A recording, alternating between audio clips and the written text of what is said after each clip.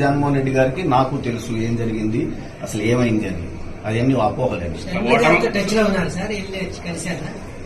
ఏమంటే నేను అందరితో టచ్ లోనే ఉంటాం. కలిసి వచ్చారండి, కలిశానండి, నేను కలిశాను షర్మిలమ్మ గారి పార్టీ తరఫున నియోజకవర్గం నుంచి పోటీ చేసే అవకాశం ఉంది. ఇప్పుడే మేము చెప్పలేమండి, నేను ఇప్పుడు చెప్పలేము. షర్మిలమ్మ గారు ఇంకా నిర్ణయం తీసుకోలేదు. షర్మిలమ్మ గారు ఇంకా కాంగ్రెస్ పార్టీలో జాయిన్ అవ్వలేదు. అఫీషియల్ గా జాయిన్ అయిన తర్వాత నేను మళ్ళీ మిమ్మల్ని కలుస్తాను.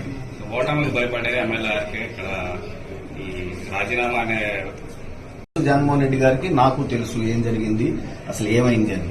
అవన్నీ అపోహలండి. టచ్ లో ఉన్నారు సార్, కలిసారా?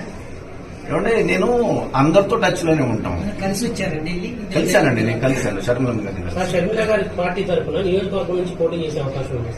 ఇప్పుడే మేము చెప్పలేమండి, నేను ఇప్పుడు చెప్పలేము. షర్మిలమ్మ గారు ఇంకా నిర్ణయం తీసుకోలేదు. షర్మిలమ్మ గారు ఇంకా కాంగ్రెస్ పార్టీలో జాయిన్ అవ్వలేదు. అఫీషియల్ గా జాయిన్ అయిన తర్వాత నేను మళ్ళీ మిమ్మల్ని కలుస్తాను. ఓటమికి భయపడేది ఎమ్మెల్యేకి ఇక్కడ ఈ రాజీనామా అనే. జగన్మోహన్ రెడ్డి గారికి నాకు తెలుసు ఏం జరిగింది, అసలు ఏమైంది అని. అవన్నీ అపోహలండి. టచ్ లో ఉన్నారు సార్, కలిసారా?